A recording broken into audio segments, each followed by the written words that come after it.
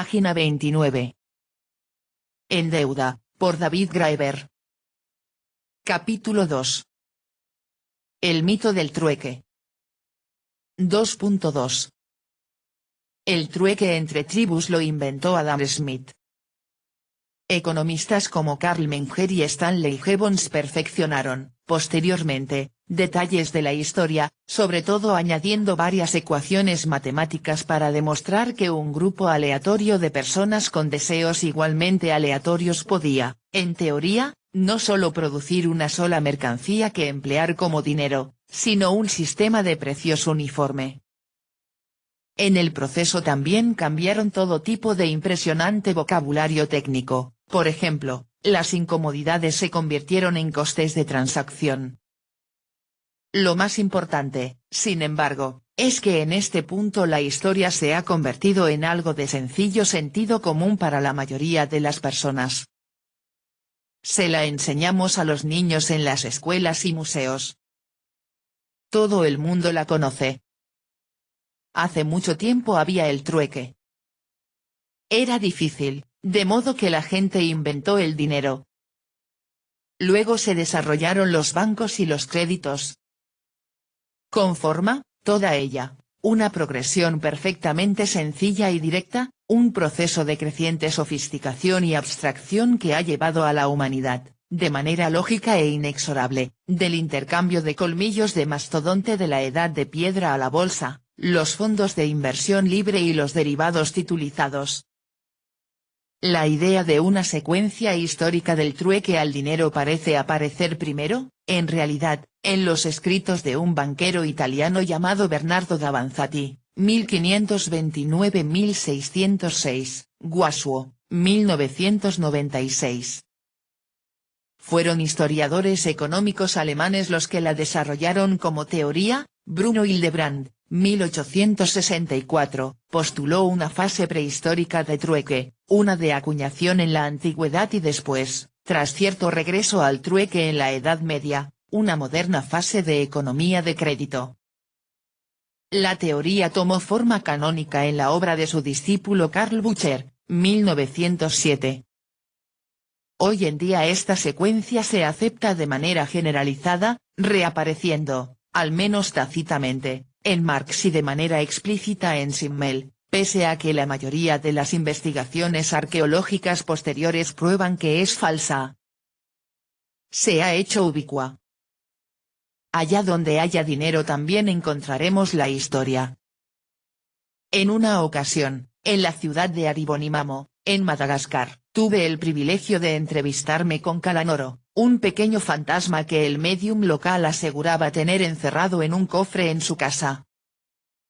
El espíritu pertenecía al hermano de una importante prestamista local, una horrible mujer llamada Nordine, y para ser sincero, yo era renuente a tener algo que ver con aquella familia, pero algunos de mis amigos insistieron, dado que, al fin y al cabo, se trataba de una criatura de tiempos remotos.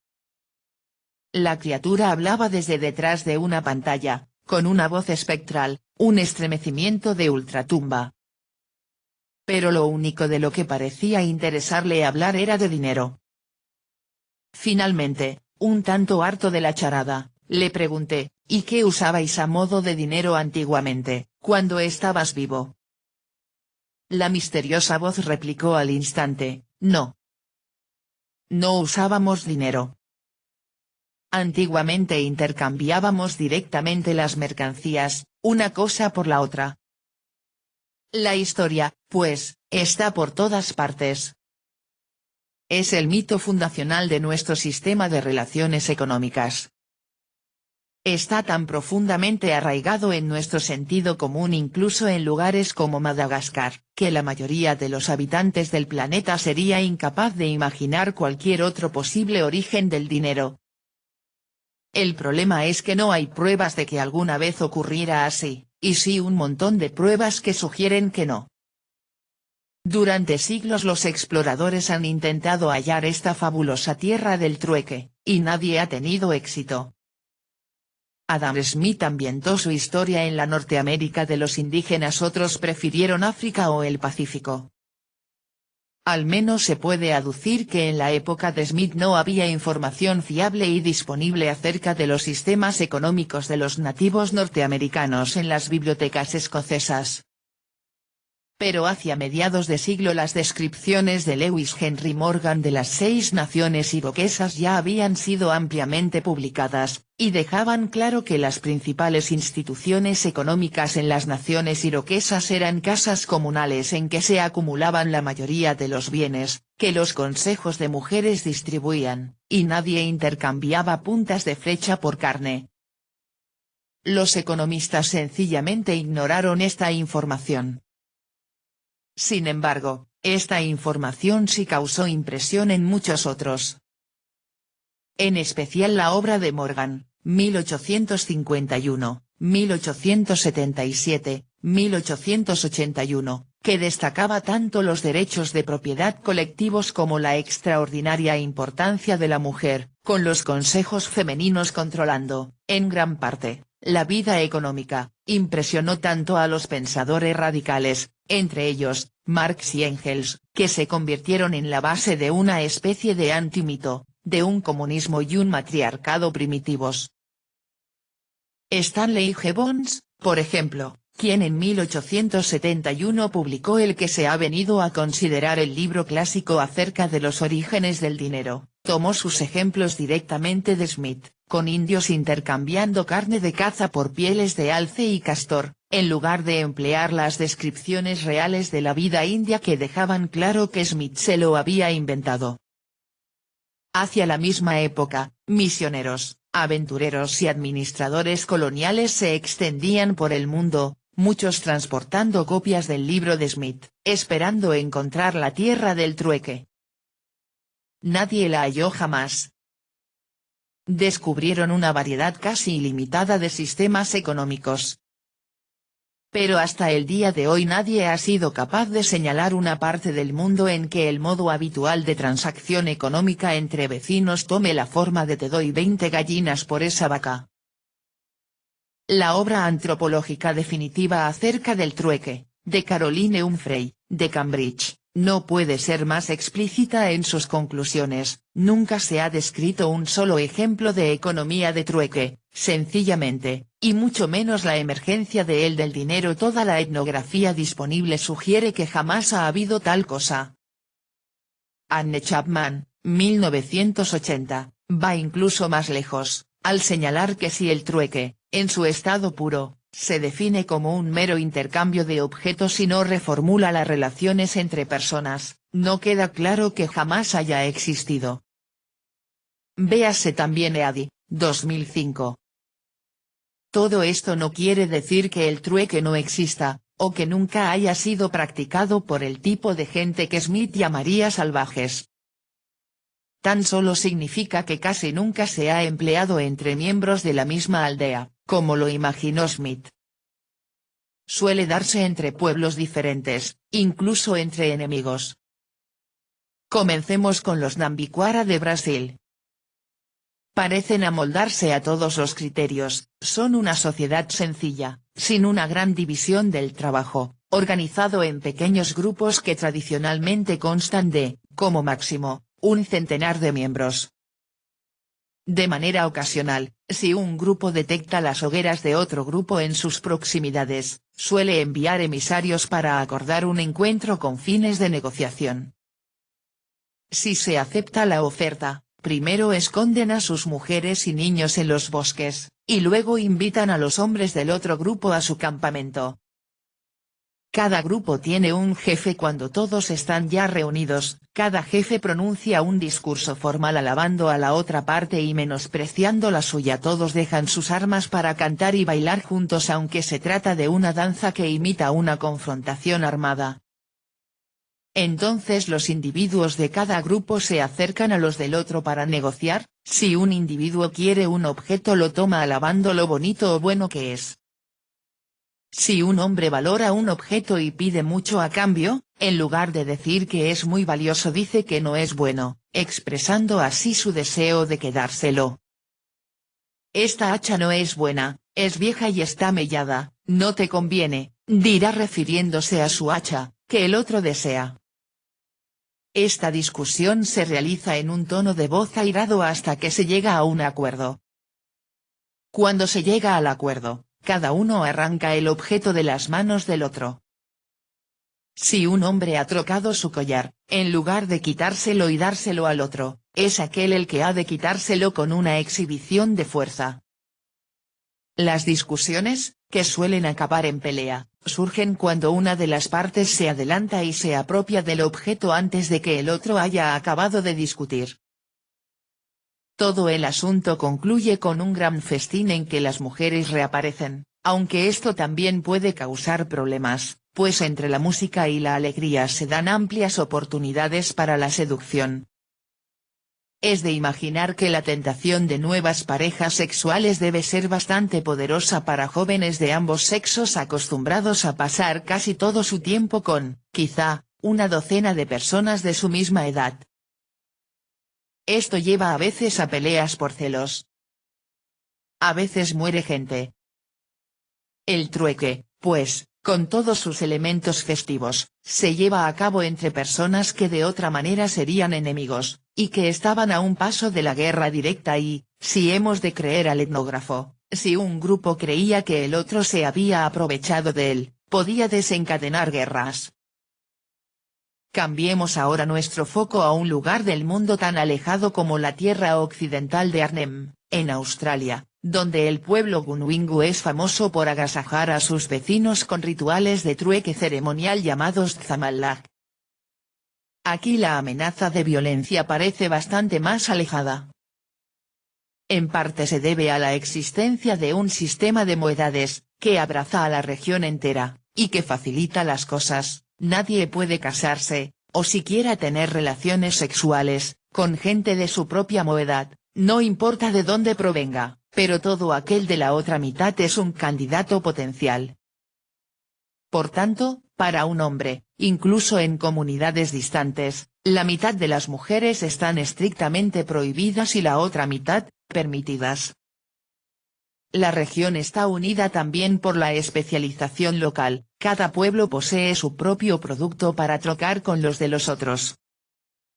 A continuación, la descripción de un tamalá que el antropólogo Ronald Berndt observó en la década de 1940. Nuevamente comienza con los extranjeros, tras unas negociaciones iniciales, invitados al campamento de los huéspedes. En este ejemplo, los visitantes eran famosos por sus muy preciadas lanzas dentadas, y sus huéspedes tenían acceso a telas europeas. La negociación comienza cuando la parte visitante, que consiste en hombres y mujeres, penetra en la zona de danzas o anillo del campamento, y 3 de ellos comienzan a agasajar a sus huéspedes con música. 2 hombres comienzan a cantar mientras un tercero acompaña con su didgeridoo. Al poco tiempo acuden mujeres del grupo de los huéspedes y atacan a los músicos. Hombres y mujeres se levantan y comienzan a bailar. El tamalá comienza cuando 2 mujeres Guniwingu del grupo opuesto a los músicos dan tamalá a estos. Regalan a cada uno una pieza de tela, y lo golpean o tocan tirándolo al suelo, arrastrándolo y llamándolo marido del tamalá, y bromeando con él de forma erótica. Luego otra mujer de la mitad opuesta al músico le da tela, lo golpea y bromea con él. Esto da inicio al trueque Tzamalak. Los hombres del grupo visitante se quedan sentados en silencio mientras las mujeres de la mitad opuesta acuden, les dan tela, los golpean y les invitan a copular. Se toman todo tipo de libertades con los hombres, entre risas y aplausos, mientras continúan el canto y la danza. Las mujeres intentan desatar los taparrabos o tocar los penes de los hombres, y sacarlos del anillo para el coito. Los hombres se van con sus parejas de Tzamalak, simulando reticencia, para copular en los matorrales, lejos de las hogueras que iluminan a los bailarines. Pueden dar tabaco o cuentas a las mujeres. Cuando las mujeres regresan dan parte del tabaco o cuentas a sus maridos, que las han animado a participar en el Tzamalak. Los maridos, a su vez, usan el tabaco para pagar a sus propias compañeras del Tzamalak. aparecen nuevos cantantes y músicos, que nuevamente son atacados y arrastrados a los matorrales. Los hombres animan a sus mujeres a no ser tímidas, a fin de mantener la reputación de hospitalidad de los Gunwingu. Finalmente los mismos hombres toman la iniciativa con las mujeres de los visitantes, ofreciéndoles telas, golpeándolas y llevándolas a los matorrales. Las cuentas y el tabaco circulan. Finalmente, cuando todos los participantes se han apareado al menos una vez, y los invitados se muestran satisfechos con las telas obtenidas, las mujeres dejan de bailar y forman en dos filas, y los visitantes se alinean para recompensarlas. Entonces los hombres visitantes de una mitad danzan hacia las mujeres de la mitad opuesta, para darles zamalak. Blanden lanzas con punta en forma de pala, como si fueran a ensartarlas, pero en su lugar las golpean con el plano de la hoja. No os vamos a ensartar, pues ya os hemos ensartado con nuestros penes. Entonces regalan sus lanzas a las mujeres. Luego los hombres visitantes de la otra mitad realizan las mismas acciones con las mujeres huéspedes de la otra mitad, dándoles lanzas con las puntas cerradas. Así acaba la ceremonia, a la que sigue una generosa distribución de alimentos. Se trata de un caso dramático, pero los casos dramáticos son reveladores.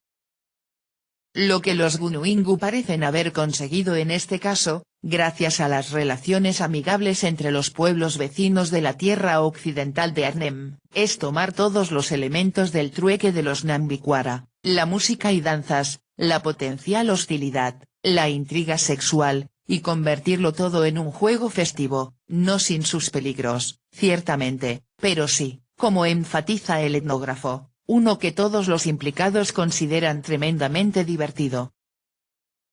Lo que todos estos casos de comercio mediante trueque tienen en común es que se trata de encuentros con extranjeros que posiblemente no volverán a verse, y con los que uno no entrará, con toda seguridad, en relaciones.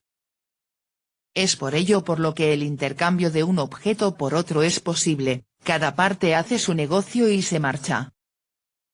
Se hace posible extendiendo un manto inicial de sociabilidad en forma de placeres compartidos, música y danzas, la base habitual de jovialidad compartida sobre la que se ha de construir siempre el comercio. Luego viene el intercambio en sí, en que ambas partes exhiben sin pudor la hostilidad latente que existe inevitablemente en cualquier intercambio de bienes materiales entre extraños, en que ninguna parte tiene ninguna razón en particular para no querer aprovecharse de la otra, mediante un juego de falsa agresión, aunque en el caso de los Nambikwara, en que el manto de sociabilidad es extremadamente fino, el juego está siempre a punto de convertirse en hostilidad real. Con su actitud más relajada hacia la sexualidad, los Gunwingu han conseguido, ingeniosamente, convertir los placeres compartidos y la agresión en una única y misma cosa. Recordemos aquí el lenguaje de los libros de texto de economía, imagine una sociedad sin dinero.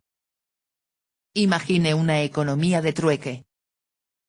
Si hay algo que estos ejemplos dejan bastante claro es lo limitado de la imaginación de esos economistas. Aunque, como veremos después, no es que el comercio internacional contemporáneo nunca implique música, bailes, comida, drogas, prostitutas de lujo o la posibilidad de violencia. Para un ejemplo aleatorio que subraya los dos últimos factores, véase Perkins, 2005. ¿Por qué?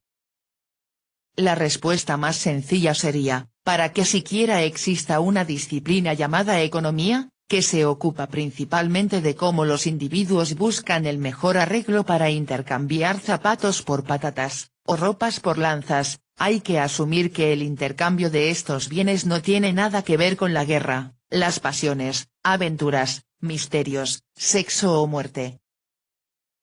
La economía da por sentada una división entre diferentes esferas de la conducta humana que, entre pueblos como los Gunwingu y los Nambikwara, simplemente no existe.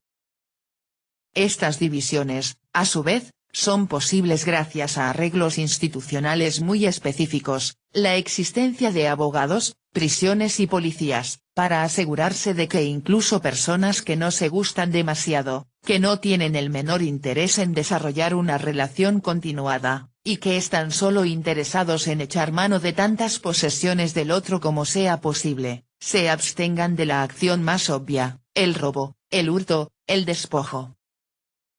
Esto, a su vez, nos permite asumir que la vida se divide limpiamente entre el mercado, donde hacemos nuestras compras, y la zona de consumo, donde nos ocupamos de cosas como los banquetes, la música y la seducción.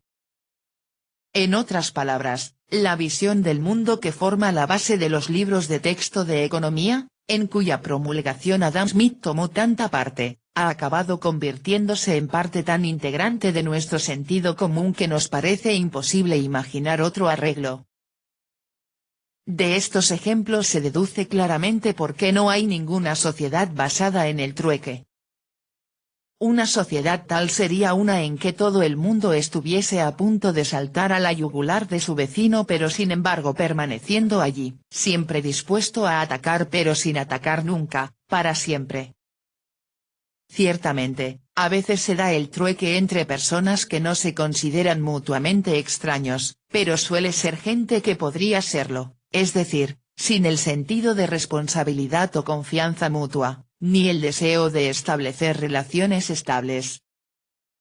Los pastún del norte de Pakistán, por ejemplo, son famosos por su pródiga hospitalidad. El trueque es lo que hacen con aquellos a los que no están unidos por lazos de hospitalidad, familia o, en general, de ningún otro tipo. Uno de los medios favoritos de intercambio entre los hombres es el trueque, o adal-badal, dar y tomar. Los hombres están siempre alerta ante la posibilidad de intercambiar alguna de sus posesiones por algo mejor. A menudo el intercambio es entre objetos similares, una radio por una radio, gafas de sol por gafas de sol, un reloj por otro reloj. Sin embargo, también pueden intercambiar objetos dispares, como, en un caso, una bicicleta por dos mulas. El adal-badal se practica siempre entre gente sin parentesco, y proporciona un gran placer a los hombres, que intentan salir ganando ante su socio de intercambio. Un buen trueque, en el que el hombre cree haber salido ganador en el trato, es razón de orgullo y fanfarronería. Si el trato es malo, intentará renegar del trueque o, si eso falla, encajarle inadvertidamente el objeto defectuoso a alguien que lo ignora. El mejor socio para el adal-badal es alguien espacialmente lejano, y que por tanto tendrá pocas oportunidades de quejarse. Estos motivos tan poco escrupulosos no se limitan solo a Asia Central.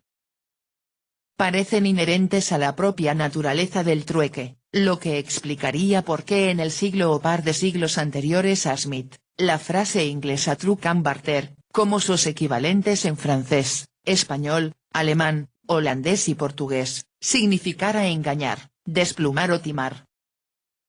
Cambiar un objeto por otro intentando sacar el máximo provecho posible de la transacción es la manera en que se suele tratar con gente que a uno no le importa y a la que no espera volver a ver. ¿Qué razón hay para no intentar aprovecharse de alguien así? Si, por otra parte, a uno le importa lo suficiente a alguien, un vecino, un amigo, como para desear hacer un trato justo y honesto con él, es que inevitablemente le importa como para tomar en cuenta sus deseos y necesidades.